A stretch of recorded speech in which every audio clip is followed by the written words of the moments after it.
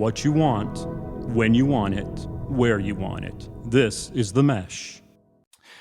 All right, welcome to I Guess I'll Do It with Pat House. Today's guest is actually somebody I met by a totally crazy story. We'll get there in a second. She is on Insatiable on Netflix and a New York Times best-selling author, Sarah Colonna. Thank you for being here. Absolutely. Thanks for having me, Pat.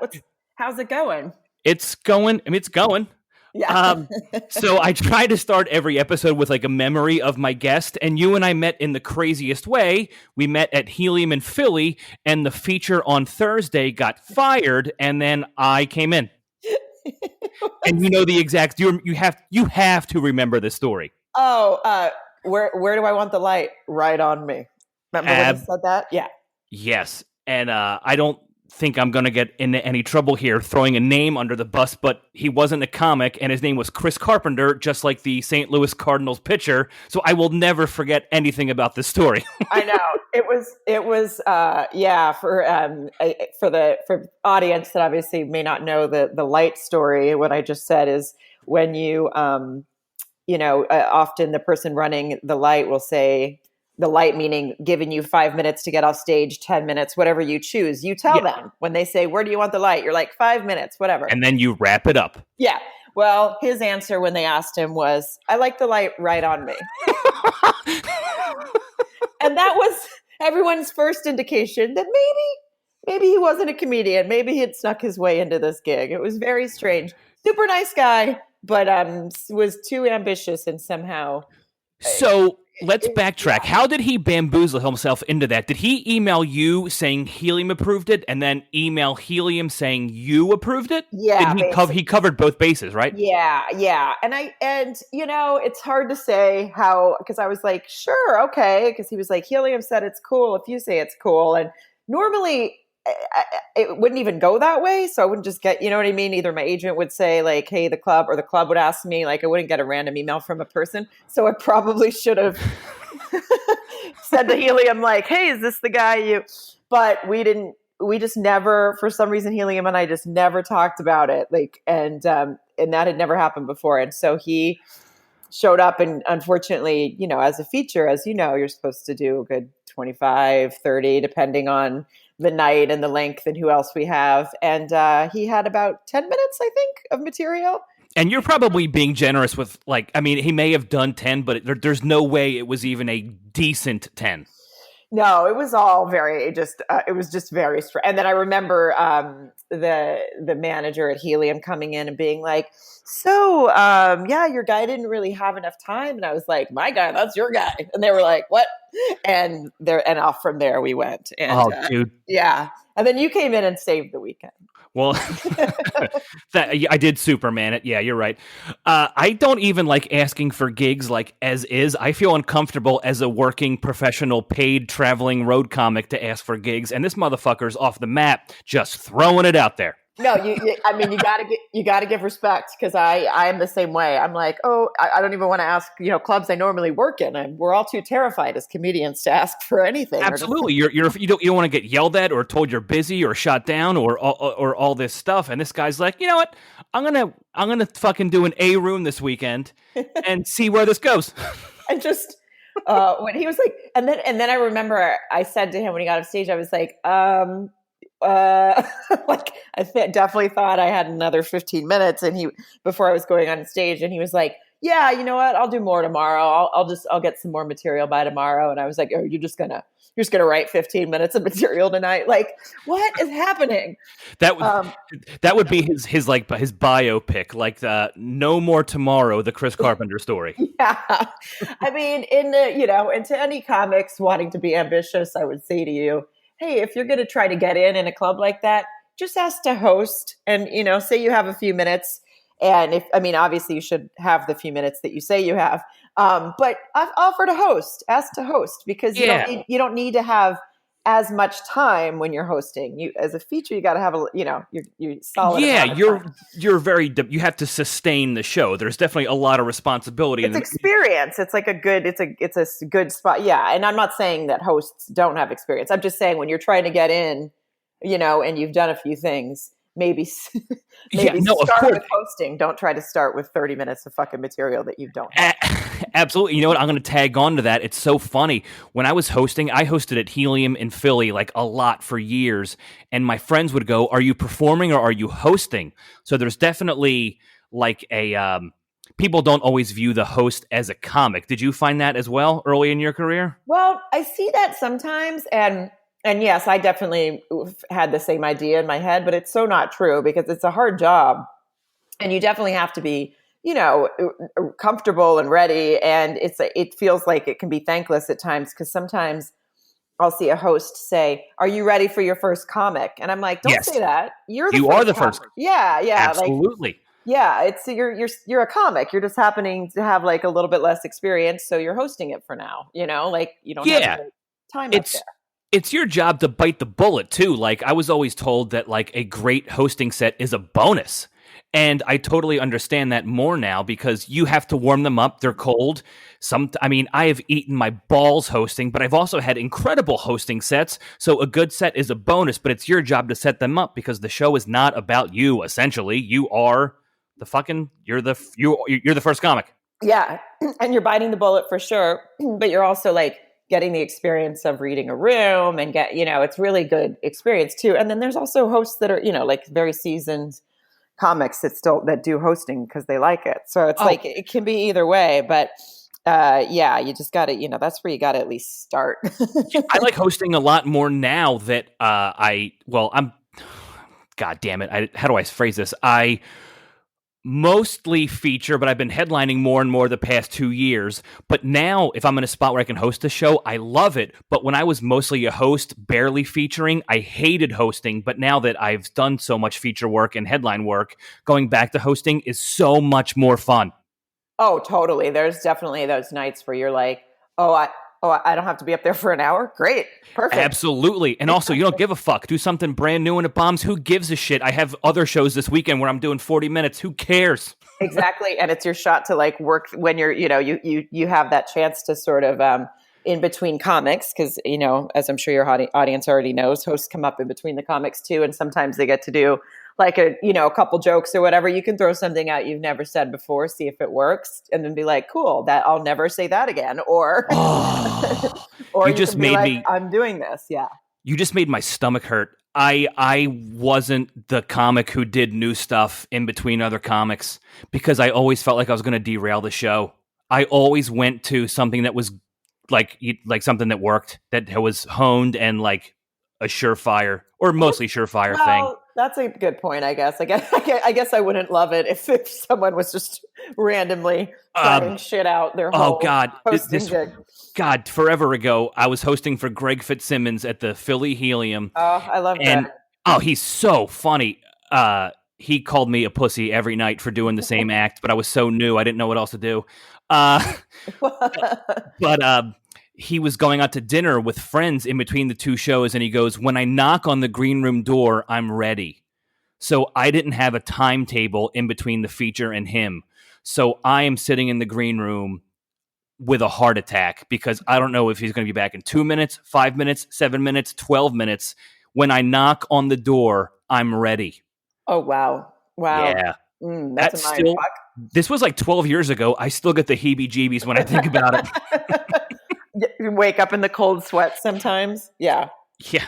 So you are not only my first guest in this realm, you're the only person I think I know from Arkansas. The one and only person I personally know from there. Proud to represent. Absolutely.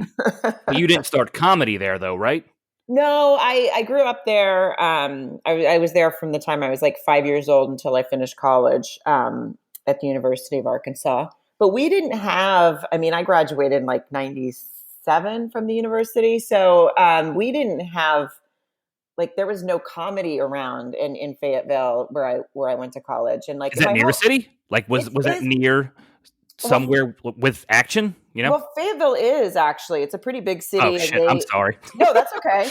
No, it's a college town. It's a cool city, and they definitely have stuff there now. But for whatever reason, it just wasn't really a scene. Like, I went to a tiny, tiny high school. I graduated with like 70 people, so there was definitely no we didn't even have like an arts. We didn't even have like plays. We didn't do anything. It was just football. Open mics, just Friday night football. That was it. That was the only thing to do. So yeah, when I went to college, I was studying theater, and so I was doing that, but there was just no stand-up comedy around. There definitely are places now, and I've gone back and done stand-up at the university. But yeah, there just was nothing. And I think there was a club in maybe Little Rock, but that was like 4.5 hours away. Oh, that's a hike. Yeah. I mean, especially when you're like in college and don't even like, I just didn't even really, I just was like, I always wanted to do stand up, but there was no reason for me to try it in Arkansas because it wasn't around me. There was no open mics. There wasn't like coffee shops. Like coffee shops were just for like hanging out and like smoking cigarettes. And, coffee. Yeah. And coffee. Fucking boring shit. And like musicians. There was like musicians that played at coffee shops, but there was still no comedy. So I didn't ever even consider trying to figure out how to do it there or go to another city in the state and see if they had it because it just wasn't a thing, if that makes sense. Yeah, no, it makes total sense because you just weren't, it wasn't within an arm's reach. But if you were interested in comedy in Arkansas, then like what was your influences? Like a lot of Comedy Central or like HBO shit, or what got you into it to make you want to try it then? I don't know. I just always loved it. So my great uncle was a comedian. He used to travel with Bob Hope. And that's awesome. And he was like, his name was Jerry Colonna. He did like the voice of the March Hare and Alice in Wonderland. And he was like this really wacky character-y guy. And he traveled with Bob Hope on like the USO tours. And now that is to say, I never actually met him. Because can he do my podcast? Yeah, he's dead. So I'll still have him. Yeah, I might be able to channel him or something. Never tried it, but I could try. I don't know any mediums, but if you do, let's see what we can do. But I think just because of that, like I grew up I watched his movies and I knew, and I got into things like, I mean, not that this is all reruns by the time, okay, because I wasn't a child in the 50s, but things like I Love Lucy and then like Carol Burnett, like people like that. I don't know, my mom watched them, so I watched them, and I loved those women, even though they're not per se stand-up comedians, obviously, but just the sort of wackiness and the boldness and especially Carol Burnett. She's like one of my fucking heroes. I got to meet her and I just started crying. So that's awesome. Joanne Schinderly is a comic from Portland, and in the episode I did with her, she raved about Carol Burnett. She's like the number one reason why she does comedy in the first place. Yeah, she's just like, because she can do everything. She's, and is in her show, for anyone who was like not familiar and didn't ever watch the Carol Burnett show, you should definitely go back and you can watch it probably on TV Land or whatever. But it's just, she just kind of did everything. And it was all so over the top, but always so funny. But then she could also be really, she could really underplay things too. And I just have always thought she's genius. So I would definitely say she was somebody that I, as a kid, was like, oh, I wanted to be like her. I want to be funny and I want to be on TV and maybe some money. Yeah. I'm still waiting for that part to happen. It definitely doesn't come for a long fucking time. Oh yeah, I'm not going to put a number on my career, but it rhymes with Heaven-teen. And so what do you recall getting you into like stand-up? So you moved from Arkansas to LA, correct? Yeah. So I had a little bit of a padding, like a landing pad for about like just a few months. Cause I literally left straight from college. I was like moving to California, like I said. And my mom was like, okay, guess what? Was stand-up on your mind then? Or was this just like a move? No, it was stand-up acting and, I liked writing, but I didn't really know what that meant. But it wasn't until I got on stage, I was like, oh, this is where you get to do your writing. You write for yourself. But yeah, I moved out to pursue it all. And then my dad lived in California. So, and still does. So he lived in Orange County and that gave me a place. Basically, I was like, I hadn't lived with him since I was 5. And I was like, hey, can I live with you for like 8 months or a year or whatever it takes for me to save enough money? I was just going to get like a bartending or waitressing job because I was fresh out of college. You can't save money in college, So at least not when you're a normal person. Yeah, I guess there are some lunatics that make it work somehow. Yeah, but you can't really save money. So I moved out with like not really any money, and my dad said, "Yeah, move in with me." And he had just gotten remarried to my stepmom, who they're still together now. So I'm sure she was like, "Oh, cool! I just married you, and your 21-year-old fucking daughter is moving in." And she wants to do comedy, so yeah.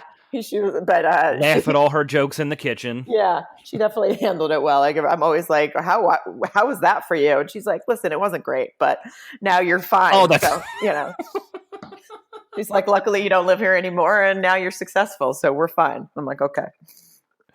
And they're still in Orange County? Yeah, well, actually, down in Palm Springs, Palm Desert area. Okay. Yeah, it's more inland, right? Yeah, so it definitely helped to have like family and someone to stay with. And then I just got I worked at this place called Hoff's Bar and Grill and just served chicken wings on Monday nights and saved as much money as I could. And then finally moved to Los Angeles when I had enough for a few months rent of an apartment. And that's when I started doing I'd already kind of been taking acting classes up here. I've been driving back and forth, but then I finally got into this improv class that was, I'm not good at improv, and I think a lot of people think comedy, stand up and improv are the same, but they're so different and they're so hard. It's like the worst conversation to have with somebody who doesn't know, because you're like, do you do a different set every show? You're like, what the fuck? No, I spent 8 months working on this 1 3-minute piece. Yeah. No. Improv is way different. And, they do the characters and play the games, and you're just like, the class was good because I think it's a good tool to have because it makes you think on your feet as a stand-up too, because you never know what can happen in an audience. But it just wasn't for me. But I met another person who was trying to do stand-up, and then so she and I started. It was actually Chelsea. I knew where that was going. I was one of I didn't want to name drop, but that's who I met doing this class, and we were both like, we're not good at this, but we both want to do stand-up. So I met someone who was new also to LA. She had just moved out here from New Jersey, maybe a year before that or something. And that was probably the most helpful thing, was just to have somebody else that was trying to do it. Cause then it's easier to go, okay, I guess we just go to open mics. And if you're meeting a friend there, then it's easier to know that you're going to walk into a coffee shop and have to put your name on a list, and nobody's going to know who you are, and everyone's going to be kind of shitty to you. And, so at least I had a friend to sort of pal around and do those open mics with and stuff. So that's really how I started doing it. That is really cool. I didn't have a friend who did it with me, but my college roommate, Jeff, loved stand-up. So my first 10 times doing an open mic, he came every single time. He saw my first set, my second, probably through 8 or 10 sets. And then the first time he didn't come see me, I'm like, this fucking motherfucker's not supporting me. Come on, man. We're in this together, even though he had a girlfriend and other shit to his own life. And looking back, you're like, wow, you're a really good friend. You came to see me 8 times in a row. I know. Open mic. And I got to ask him, I wonder, it was $5 for the open mics I was doing. I wonder if he paid every time or if I paid for him. I think I paid for him. I hope I did. I hope I didn't make him pay to watch me try comedy. I feel like you might have made him pay, and that's why you quit coming, Pat. I feel like you're probably right. Do you remember your very first set? Your very first open mic? Well, I guess I'm trying to remember if I remember my very first open mic. The very first time you stepped on stage to do comedy, just period. Yeah, the first open mics kind of blend together in some ways, but the first time I did a set in front of an atmosphere that was more like a club instead, and people actually came to see me, but it was one of those shows that a lot of these were very common in Los Angeles at the time, and I'm sure you guys had them too. They called them bringer shows, where you got to be in a pretty good setting with a pretty good crowd, but you had to guarantee you were going to bring 10 friends, and that they were going to pay and drink. And I did have friends that did that, much like your friend. I had friends that did that for a while until of course started tapering off. But that shit loses its luster pretty quickly. Yeah. So that was at this place in Pasadena, and it was it went really well. But I had 15 friends there, So it's hard to know if it went well because of my 15 friends. Or if I was actually good, but whatever it was, I'm just glad it went well, because I'm pretty sure once it was the first sort of non-open mic, I guess. And I don't know, had it not gone well, I don't know if I ever would have set foot on stage again. Well, it must have gone well. And I feel like that's pretty common. I say this every episode because I'm talking to a guest who doesn't know my story, but my first set went well. My second set went well. And then I just bombed for like the next 10 times on stage and like horrifically bombed. I was like, oh, so this, okay, this is the other side of the coin. But the first 2 times, I didn't have like an ego, but I was like, holy shit, like I think I'm halfway decent at this. And then, man, reality kicked in quick. It is, the bombing is, I think it's like, it's, thank God, right, that you had a couple good sets before because you knew it was in you. But like, because when you start bombing or when you have things that you're like, that worked so well, and then this all of a sudden bombed. The first time I ever bombed really hard was at the Improv in Hollywood in front of like, tell this story. God. It was brutal. It was, first of all, it was like Drew Carey night. Like he had a night there, and on Wednesday nights where people, I think it was when he was on like Whose Line Is It Anyway or something. So he had this huge packed audience. Yeah.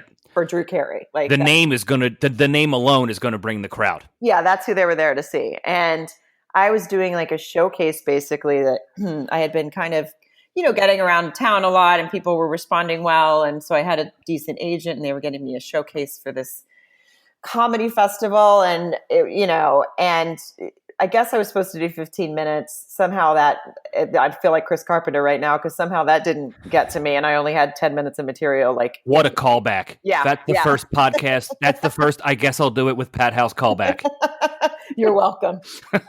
Hopefully he's not listening. Dude, he's not alive. Come on. That's true. It might have actually been the baseball player and he was just fucking with us. That would make the story 10 times cooler, like an immediate career change. Yeah. It's like, I'm sorry, guys. I was just trying something. Didn't know it was so hard. Like the Cardinals are in town playing the Phillies and you happen to be at Helium. It's like, whatever. I just wanted to try it.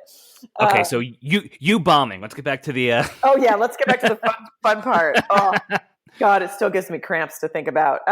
But, yeah, I had this really good... And as you said, you work hard... Especially when you're first starting out, you work really hard to get this like really solid 10 minutes of material that you can use to either host or do like a guest spot or, and it takes a lot longer than people realize, especially when you're new. But, it takes a long time to get material that's like solid and good. So I had my 10 minutes and it was like every time it was like doing really well every time. So I was like, great, this is going to be great. Well, I get on stage at the Improv. They're like, this is not Drew Carey. My first joke is that usually kills whatever terrible, shitty joke that was in the 1999 or 2000 or whenever it was. Completely bombs. And I hadn't experienced that. So I panicked and basically kind of rushed through the rest of it, realized everyone hated me. And, got the light or thought I got the light, I guess, and just was like, that's it. Bye. And that was the end of my material. So I was like, thanks everybody. Well, I just get off stage and I'm like, oh, well, where's the MC? Well, the MC's at the fucking bar because he still has, 5 minutes. Like he's not in there. And what am I going to do now? Turn around and go back? And so I just keep going. I don't know any better. I don't know how to handle anything, obviously, at this point. It's, it's all foreign to me. And that poor host came like running from the bar and ran on stage and like gave me the look of death. I wish I knew who it was so I could. That was my next question. I know. I wish I knew. I would love to apologize to that person still. Because they had to like clean up my mess and, and I just left the stage empty. And then I went in the bathroom and cried. So that was fun. Oh man. So two quick things. So one of my best friends in comedy is Mary Radzinski, who opens for you a lot. I love Mary. Absolutely. She's the best. And like, when I'm obviously pre-COVID, when I'm on the road and she's on the road, we're texting back and forth and I'd be like, hey, how was this city? And she'd be like, oh man, one show really sucked. I'm like, cool. Well, you're one of my best friends. I know you're funny. I love your stuff. I don't want to hear about the good shows. Tell me about the one that sucked. Why is that so appealing to us? I don't know. It's so true. You just want to, it's like, because we know no matter how seasoned and good you are, that there's going to be a weird off night at times still. And like, for the most part, obviously, once you're, headlining and once you've been doing it for a long time, like you have, and like I have, like, you can you can turn it around when something doesn't really work. It's like pretty rare to just have just like the full, time just be awful or something anymore. So you can really, how to turn it around, but like when you don't, like my night God, at the you're Improv, just you just fucking run off stage and cry in the bathroom. I mean, what you're else just are you supposed stuck in to the do? mud. It's like you got hit by a car and you physically cannot go anywhere. Truly, it is the worst. But Mary, who I do love, she loves to focus on the negative, but in the most hilarious way, and that's why I do love to also talk about it with her. Because, Oh, God, absolutely. If we have a night where we're like, that audience was annoying, or if she didn't like, or whatever, we just go have drinks after and just make fun of it instead of like, God, it's the best. Why would we ever talk about the positive? It's not part of our nature as comedians. But you know what though? I don't know if I talked about this on the podcast, but I've told like younger comics in Philly or whoever starting up this kind of thing. Like you learn so much more from a bomb than you do a good set. Because if you give a great set, you're like, oh my God, that was great. I did well. Everything hit. It's a home run, A+. But when shit doesn't go well, you're like, okay, was it me? Was it them? Like it makes you think more. And I always think of the time. So I headlined Cap City on a Wednesday. I'm featuring Thursday to Saturday. I headlined Wednesday, and it did not go well. It wasn't like a nightmare, but it didn't go well. It just wasn't a good 45. But I did like 48 or 50, and I came off stage like, holy shit. 1, I survived. 2, there was shit I didn't do, and I walked away a king that night. That's awesome. Like, it took bombing for 45 minutes to be like, oh my God, if that's the worst that can happen, you fucking survived. And if that happens again, all right, we'll just trudge through it again. Yeah. No, that's true. You 100% learn more from that kind of night. Cause you're like, and it's funny you said, like, sometimes you like have to analyze, was it the audience? Was it this? Like, I've always been a person, at least on stage, to never blame the audience, because then you're definitely not getting them back. Like, I've seen comics do it time and time again where they're like, well, you guys, that was funny and blah, blah, blah, and it's like, fuck out of here. Yeah. And it's like, you're not, well, now they hate you because they're like, you're blaming them for not thinking you're funny. Like, this isn't working. So, I never blame the audience. I always try to figure out like what, but every once in a while, like afterwards, I'll be like, yeah, it was a fucking audience. Like, fuck that. They were.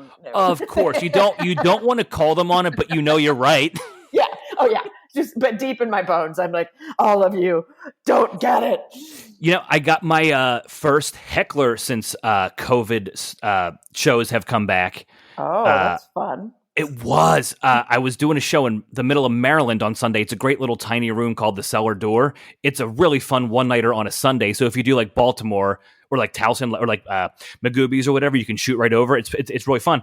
And before I even got to the mic, this drunk mess, just blonde chick in the front row, just screams like the woo you never want to hear. Oh yeah, it's all going down. And then, so I get to the microphone. I don't greet the crowd. I don't say anything. And I'm like, oh Christ, when did you start drinking? And then she goes, guess. And I want to go, when your mom started for you. And it was a great line. It got the room. And I was like, you know what? Even if a fucking global pandemic will not stop hecklers. They're back at it as well. We're back at it, and so are they. That's true. That's good to know that the pandemic will not stop them. They will fight through it. Absolutely. Do you remember any of the first jokes you were started with? Like your very first? Were you like a one-liner kind of comic? Did you have like the setup punch, as most of us tend to do? I was. I think I've never had like a perfect setup punch. I feel like I was always a little rambly. But my first joke that I was definitely really proud of was, okay. I mean, not even proud. You can give me the garbage. I mean, well, it is garbage, but like I thought I was proud of it at the time, is what I should say. Was about I said that I was talking about, like, if you please, if you're drinking and driving, I opened with this. If you're drinking and driving, please, if you're drinking tonight, please don't drive. I have a friend that got a DUI. The point was they got a breathalyzer on their car. Like I was basically I was talking about that. I'm not going to try to like repeat the joke exactly because you don't already making me want to kill myself. That because it was so bad. But I was like, and I thought, God, that's so harsh. But wouldn't it be great to have one of those on my phone? And then, the joke was that I'd get home and drunk dial. Yeah, I remember you doing a drunk texting bit too. I think about like what age does it stop? Yeah. Yeah. I guess that's the progressive version. Yeah, of that. the bit evolved. Yeah, but Of course, but it was like, it was so dumb, but the way I set it up, like, always got a really good laugh. And now I look back at it as super cringy, but at the time, when people still had phones and drunk dialed with them instead of just the texting, then so it worked at the time, but it was cringy. I know, but I love hearing those kind of stories because we all have them. And I had a joke where I was like, my last name is House. I'm going to name my kids Whore and Crack. And like, when I was 19, that shit was my fucking stairway to heaven. And now if I was doing a show and they were like, we'll give you $500 to say that joke, I'll be like, nah, like I'm not, I can't. I have so much more respect for myself and now, and I couldn't even say that without feeling it in my bowels. Yeah, that's fair. Yeah. But, hey, it got you through your first, couple years. It did. Oh man. Yeah. That was my big closer. Like it's so funny when you reflect and you're just like, what was your like grand slams and your home runs then? And you're like, there's no way I could even repeat those jokes into a microphone now. Yeah, that's true. Yeah. Some of them I think I've buried deep in my brain, hoping they never come back out. But do you have all your old notebooks? Do you still have all your old original shit lying around? It's funny. I actually just the other day threw out a couple of notebooks with so much old stuff in them because I was just like, first of all, I am definitely a person who like, I write notes kind of just obsessively right before I go on stage, even though it just imprints whatever, my kind of ideas for the night are in my brain. Mm-hmm. Even on the third night of like a long weekend, I'll still do that. So that piles up. And so I have like books and books of stuff like that. And most of them are illegible because it's really just the process of like putting down a word that makes me go, yep, got this, got that. And then I can't even read it back. So it's not like something I look at. It's just a brain, I don't know, whatever the fuck it is. It's my thing before I go on. So I have like so many notebooks full of shit like that I have had to recently actually threw some out, and a couple of them I was able to read some of the jokes on. And I was like, oh, what is that? What is that joke? Oh my God. Looking at old set list, you're like, I could look at 3 or 4 things and have no recall. None. Yeah. Absolutely none. Does that work for you? Is that like your main method, like writing right before the show? And when you go on stage, do you remember that stuff? Yeah, I think I'm just a visual person as far as like I can memorize words pretty quickly and things like that for acting or whatever. So I think because of that, it just calms me to just write sort of in order what I think, my set. But loosely. And it's not like I'm writing the whole line out or something. It's usually just like a word or two that would be keys, but I'm not looking at them on stage. I don't even have it out. The only time I did have a notebook out for me, my first not post-COVID because it's still going on, but my first. Exactly. That's why I stopped myself earlier. I was mid-sentence and had to stop and rephrase with the post-COVID heckler, but it's still, Still COVID, but like the first time I performed on stage since it happened. So that was like, what I think I'd done shows actually with Mary Radzinski in Cleveland in February. And then I wasn't on stage again until the beginning of October. So that's been the longest time, definitely. And it felt weird and I was nervous and just about like, will my whole brain just forget everything that I did in February? Because I had I had a new hour for a special ready, not like a new hour to everyone that had seen me, but over the several months I had built up this new hour and I was all ready for it and then didn't get to be on stage since February. So I was like, I don't even know if I remember that hour. Lesson to myself to always at least tape one show, at least record the audio, but I don't. And so I just had my notes. And so I did I did go on stage in October with the set list sort of like sat next to me with just words so that I could look down and go, where was I again? Because, it just had been a minute. By the end of the weekend, God. I didn't need it Absolutely. anymore, but yeah. You get rusty so quick. It's unbelievable. Like if you're not in the groove, it's almost out the window within 3 or 4 weeks, like out the window. Luckily, I had a couple old sets, like 45-minute voice memo sets on my phone from February. So I was able to listen to those. And like the day before I had my first show, I was in my bedroom, like lip syncing along with myself to my jokes. It helped. I want video of that. Oh my God. It helped. You were TikToking yourself.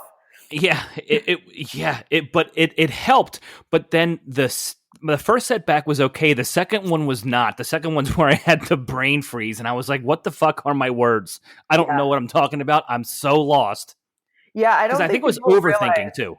Yeah, I don't think people realize how often we're on stage and how but it comes right back to you. Like we overthink that part for sure, but it's just that. I love that you had a voice record. I'm so bummed that I didn't have something recorded from February because I was like, those were the last shows that I did and they were completely solid, ready for, and then it's all just like my brain's gone. I was even texting Mary and I was like, you didn't tape anything, did you?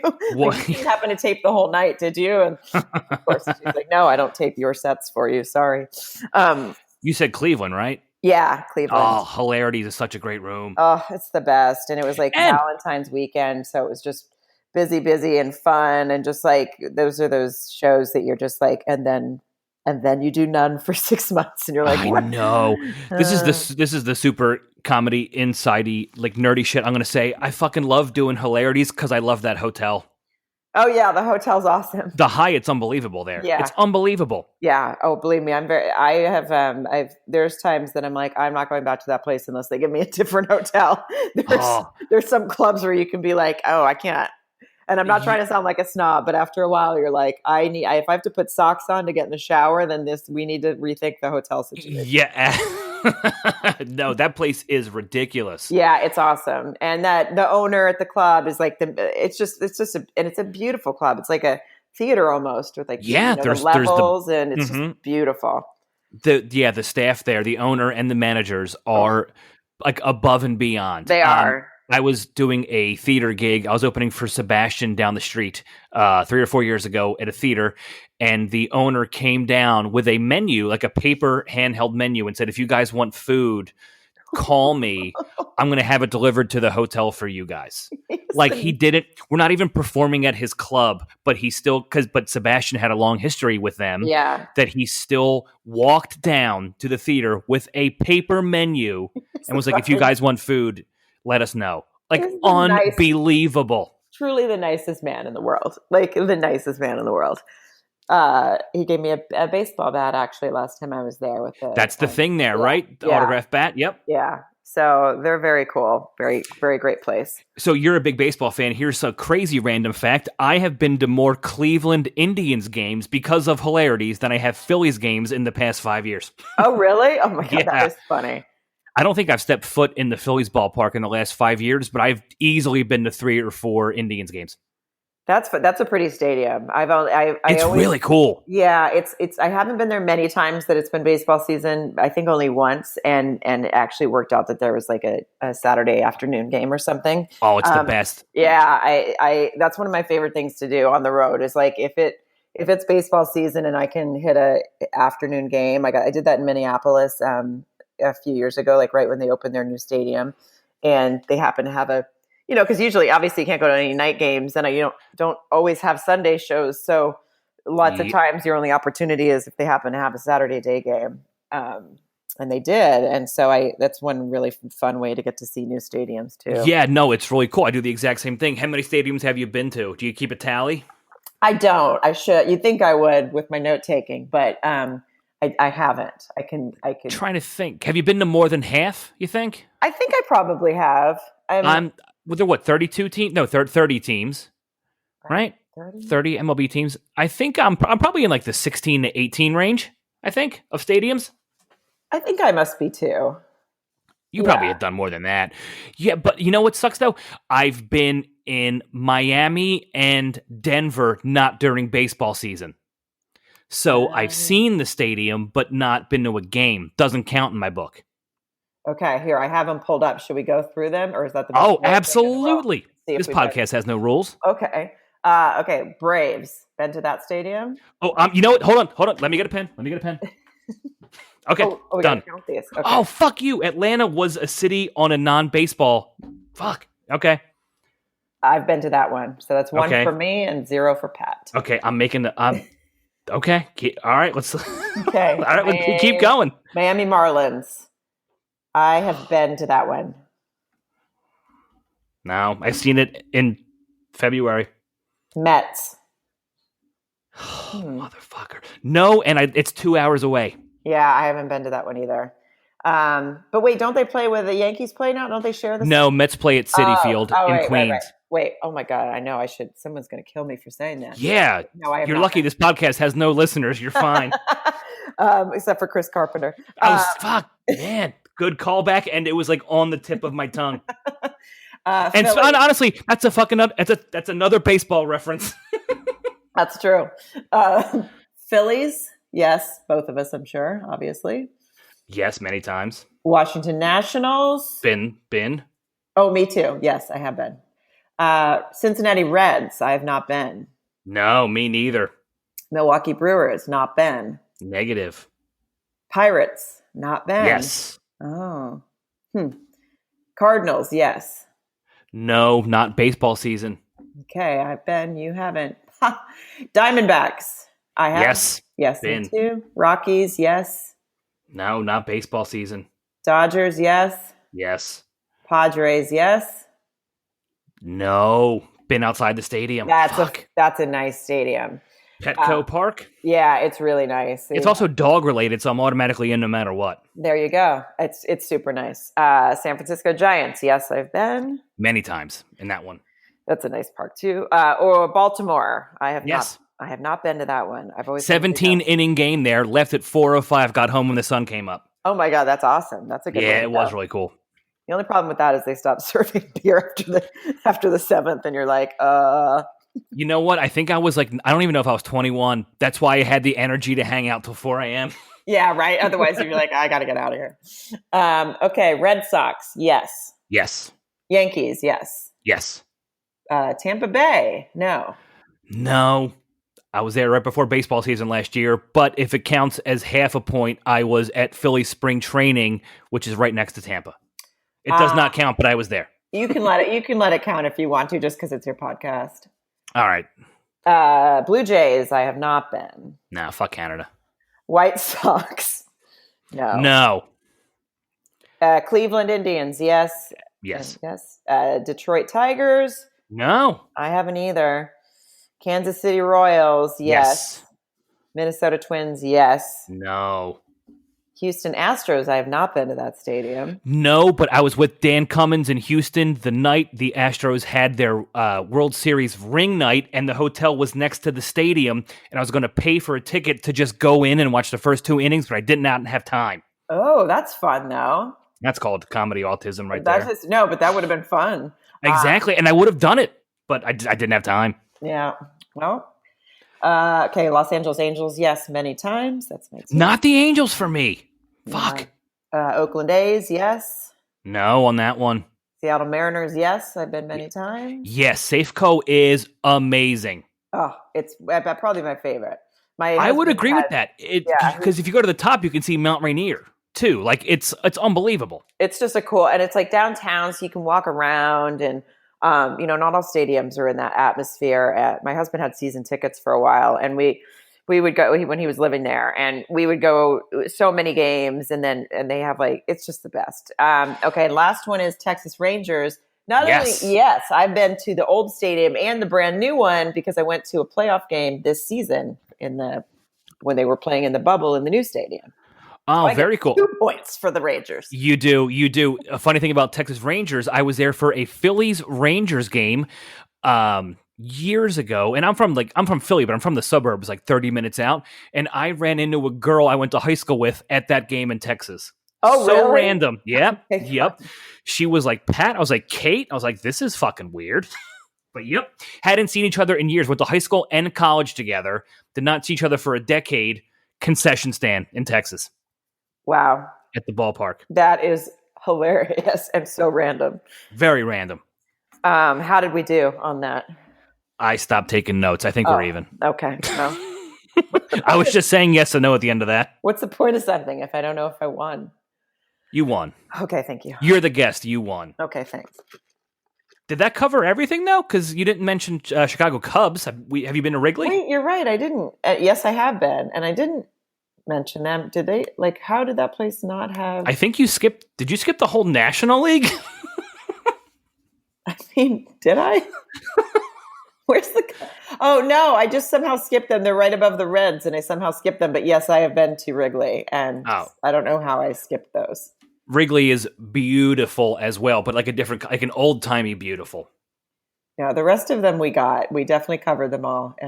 But yeah, Wrigley's so cool. I mean, what a like great experience just as a baseball fan to get to go to that place. You know, like built for tiny people. Yeah, same as Boston. Fenway. You know? Yep, yeah, even absolutely. If you're not a fan, you just get to go to that stadium. One more thing. Did you always so you're doing stand-up, and by the way, I've read both your books, and I remember years ago I emailed you about writing my own book, and you gave me great advice, and I've written very little since I asked you those questions. How it goes. Exactly how it goes. Now, when you wanted to do stand-up, did you also have the book's idea in mind, or did that just come out of your just being on stage? No, that was more, that actually kind of came out of, I mean, I had the idea in my mind that I thought it would be fun to put short stories down, but I was like, I don't have the name recognition to think that people would buy my book. But I was on Chelsea Lately at the time, and a book agent reached out to me, and he was like, well, basically I was like, well, why would, like, I don't, it's not going to be a memoir because I'm fucking in my 30s, and obviously I'm not like famous, like I don't have that sort of name recognition. And he was like, but you're, he's like, I follow you. I know that you like to read a lot. And I'm like, yeah. And he's like, well, do you know every fucking person that you pick up a book from? And I'm like, no, I just like to read. And he's like, well, there you go. Like, you don't have to, books Holy shit. And, that's amazing. Yeah. It helped my brain process that it was okay for me to put something out there and not have to think that I, and not seem narcissistic. Like, he's like, you're just writing short stories that are funny and giving people entertainment. Like, that's what most authors do. Like, most authors, you wouldn't know them if you saw them on the street, right? Like, oh my God, I needed to hear that now. That's phenomenal. You're welcome. So maybe that'll help you write some more. Oh my God, that's so true, because in your minds, you're like, the only people who write are like Stephen King and Brene Brown. You're like, like. Yeah, no, and I mean, I am very much like, I'll just like, something will have like a lot of stars on my Kindle, and I'm like, oh, that sounds interesting, and I'll read it. So I read all kinds of different things, and by people I've never ever heard of, and then I become fans of theirs. So it's really a good way to, make you like remind yourself that it's not, writing isn't necessarily some sort of famous person's job. It's just.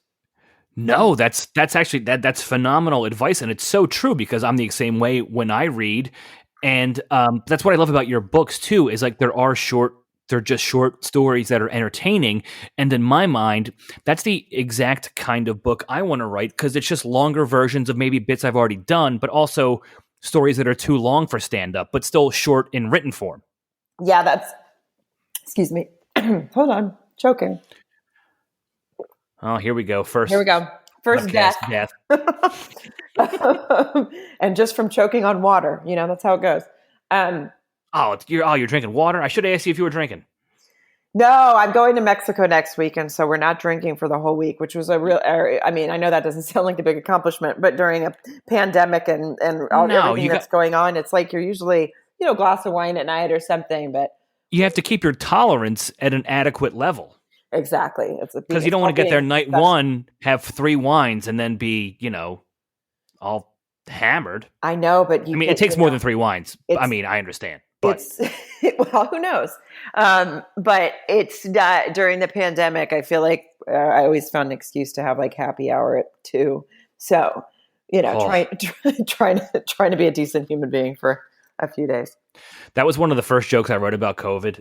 And I actually, ever since shows have come back, it's what I've opened with. And I'm not doing the whole bit here, but it's like when everything shut down and we were forced to stay home, people all over my social media were bettering themselves. And I was treating my body like a pile of laundry.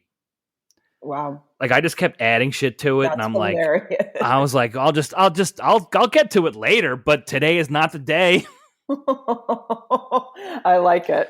Thank you. I like it. And it's not a home run, but it's great. And it's also, everyone can relate to it. It's great. Yeah, but not the people I saw on social media who are fucking running and doing yoga into a global pandemic. I'm like, oh, dude, you're a piece.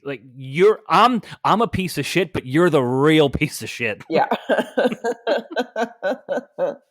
Oh, that's so funny. What shows do you have on the calendar?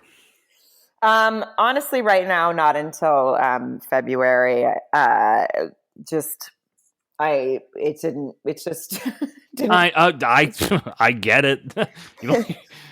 Yeah, so I'm hoping that people feel safe to go back out in February, because hopefully we'll have some success with containing this better. But right now, especially when cases are rising everywhere, I'm just like, okay, let's just not do it for a little bit.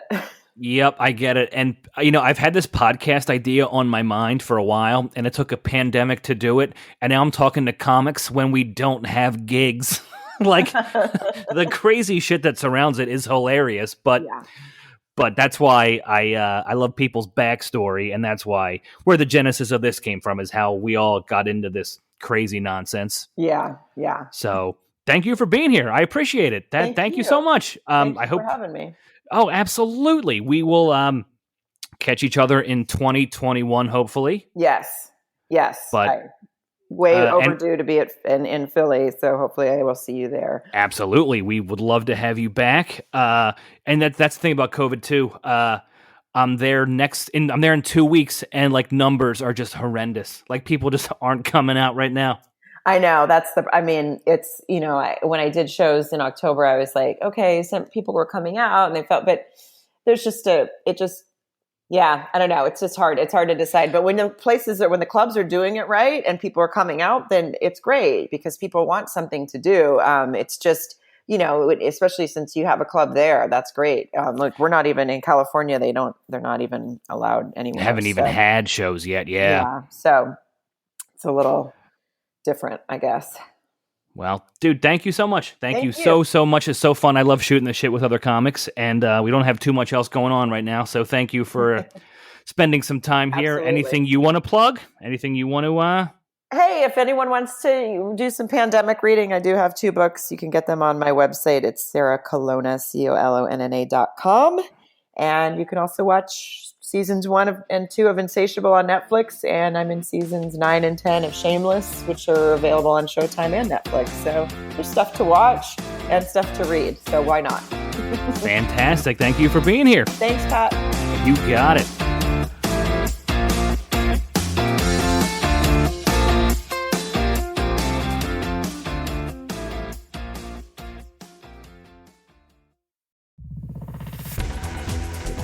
You've been listening to The Mesh, an online media network of shows and programs ranging from business to arts, sports to entertainment, music to community. All programs are available on the website as well as through iTunes and YouTube. Check us out online at themesh.tv. Discover other network shows and give us feedback on what you just heard.